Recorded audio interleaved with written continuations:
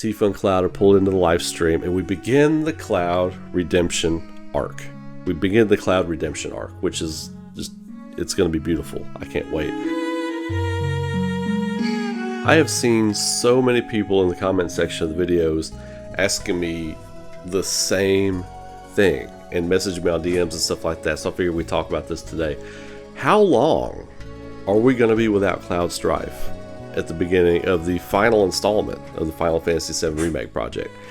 How long are we not going to see Cloud? Well, as you all know, Cloud's redemption arc in Final Fantasy VII that kicks off the third act is far and away, for me, probably the most potent and important storytelling beat ever in a video game, because it's timeless, and it really speaks to us and makes Cloud a relatable person. It's cinematic. It's epic cinematic storytelling at its peak. It's so good. Like, the payoff, the reward for that moment is just incredible. But before we get into it, please throw a like on the video, subscribe to the channel, do all the good stuff, tell everybody you care about who cares about this stuff that Uncle Ray's got you covered almost daily. We're trying to get to 10,000 subscribers. Immediate goal is 6,000. I appreciate the hell out of all of you all for helping me get there. Anyway, let's get into Mr. Strife here. So at the end of Rebirth, we saw him kind of, popping the black materia into the Buster Sword, it doing this awesome, weird, crazy scaling effect. And as you all know, I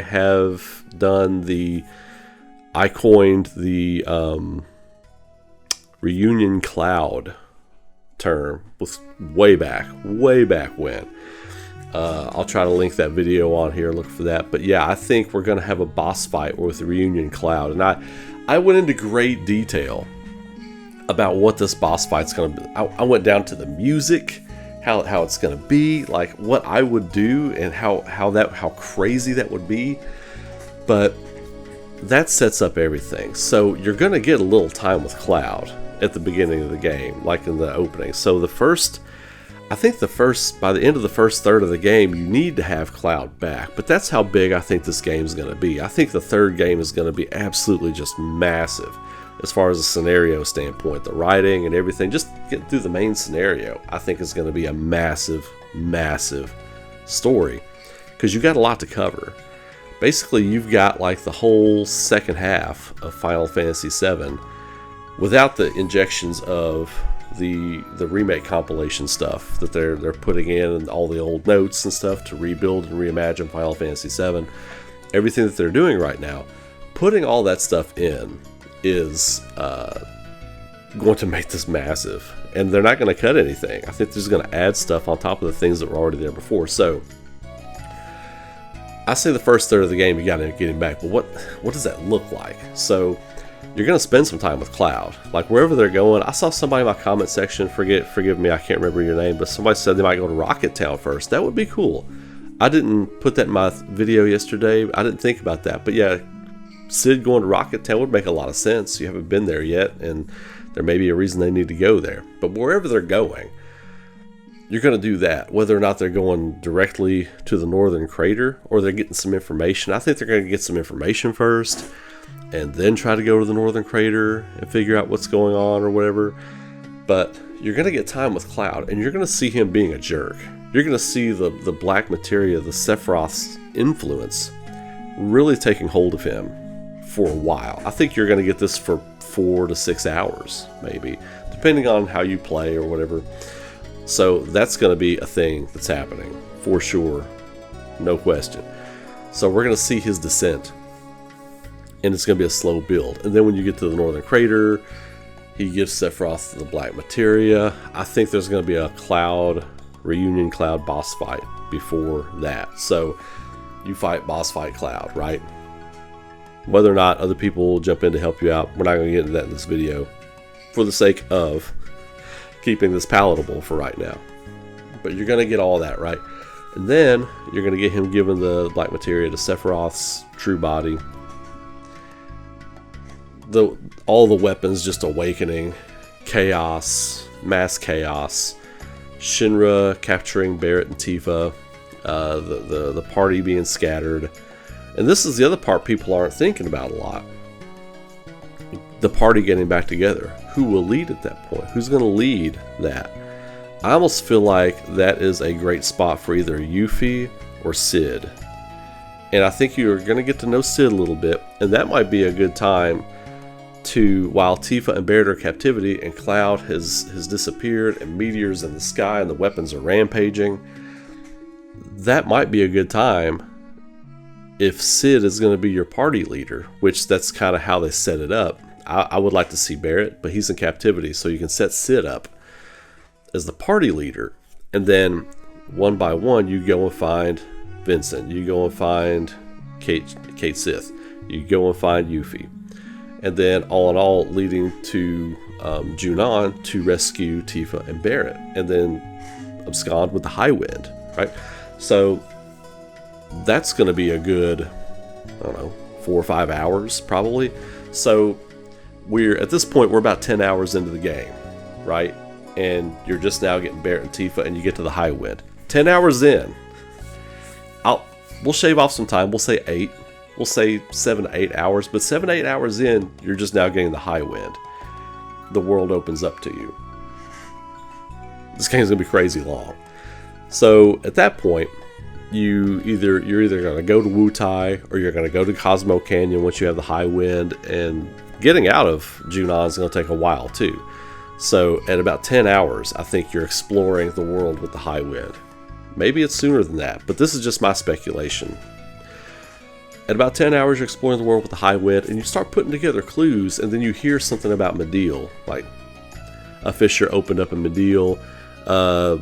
Bugenhagen tells you, oh, if he was pulled into the live stream, well, there's a possibility where he was a soldier and exposed to Mako anyway, that he could be spit out at a vent somewhere. You know, we find these vents, and then you go looking for where these vents are. You find Mideel, you find Cloud, and then everything happens at Mideel that happens in the old game. Maybe you run into a certain Crisis Core character somewhere in this point. I don't know.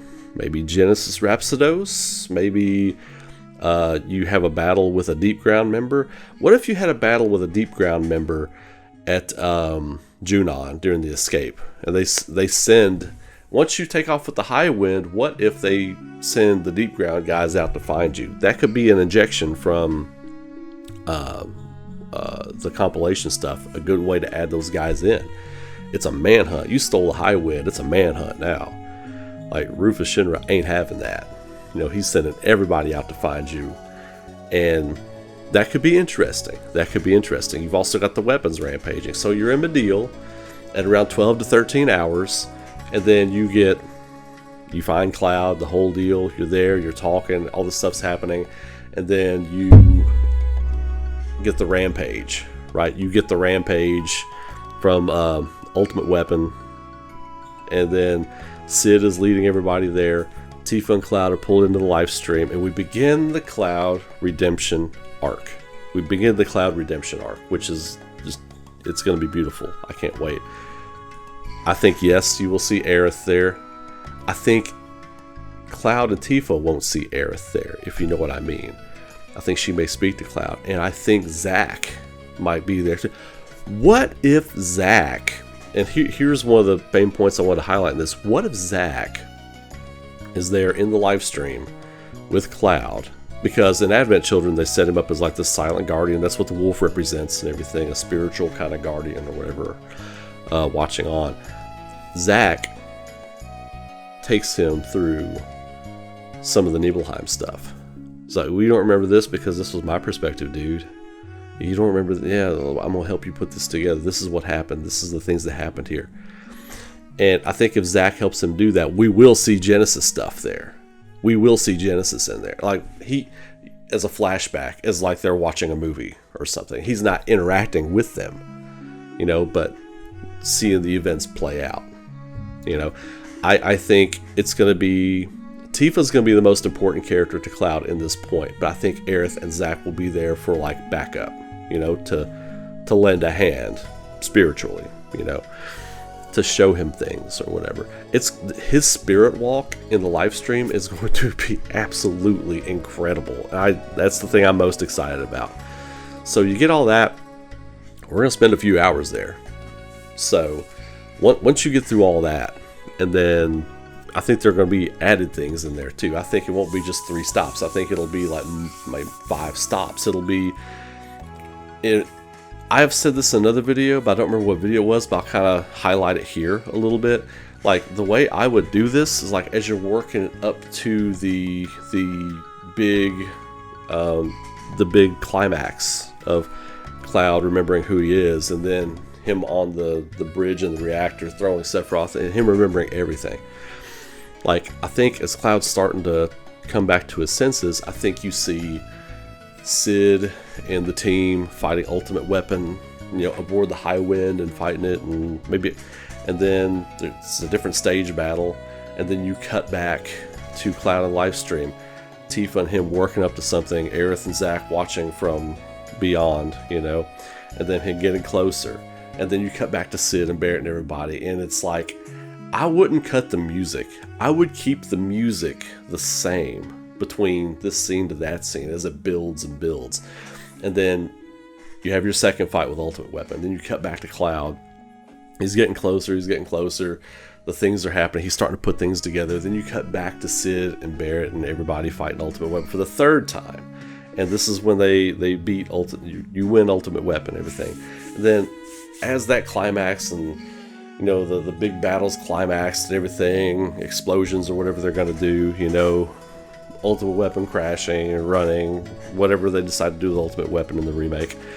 And then you cut back to Cloud, and all this stuff's happening, and he's remembering all these things, and then shoomp, the music just stops. And you hear Aerith's music, and it's the water burial. He finally remembers it. And that's what this whole thing is going to build to. That's why we didn't see it in Rebirth. And I said after I played Rebirth, I was like, oh, we're going to see this in the 3rd game. We're absolutely going to see it in the 3rd game. It's going to build to an emotional swell. And that's what this is going to be. He's going to remember burying Aerith. He's going to remember she's dead. And then he's just going to lose it. Just like, and then Tifa's going to be there to comfort him. And then that's when he's going to put together who he is. So I think him remembering killing Sephiroth and everything, he's going to remember all this stuff first. And then the climax builds, music builds, and then just shoomp. It's just quiet, and it's Aerith's theme. He's in the water with Aerith. And then once all this stuff is done, he can finally remember, and he can finally have that release and let go. And it's going to be such an incredible moment. So then you come out of Livestream.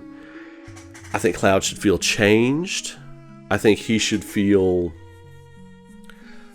like more powerful, like not OP, but I think his moves should be a little bit different. I think you'll be working with old moves before you lose him, and then when he comes back, you should be learning new moves. And like you get that little contextual menu. It's like, Cloud is healed, whatever, and it's like his new movesets. You need to learn his new movesets. He needs to remember, now that he remembers who he is, he needs to remember his old training and stuff like that, and you get these. And then you've still got like a 30-hour game in front of you with Cloud, and you just spent 15. I think the first 15 hours, the first third of the game, I think this could be a 45, 50-hour game. Like the first 15 hours, I just kind of laid it out what I think it would be cool to do. Anyway, so that's how long I think we will be without Cloud Strife, and that's how I think things will go down. That's how I think it would be cool to see what they wind up doing. I can't wait to see what they wind up doing. Like, that's my take. What's your take? That's what I got. So anyway, answer the question in a roundabout way. Thank you all for checking in. Thank you all for checking the whole thing out and sticking with me through the whole video. And while I explain one of these other theories, I guess the theories are coming back, right? Like just kind of letting you all know what I think is going to happen, as opposed to what they may do, and as opposed to what you think. So let me know in the comments below what you think of that. Would you change anything? Would you do something differently? What's your thoughts on that? And as always, thank you all for helping the channel grow. I hope you all have a great night. Be safe, be good to each other. Have a great weekend. I'll probably post some shorts over the weekend, but I don't think I'll be posting videos like this over the weekend. We'll be back on Monday. But until then, you all have a great night. Be safe, be good to each other. Keep rocking, and I will see you all in the very next video. take care.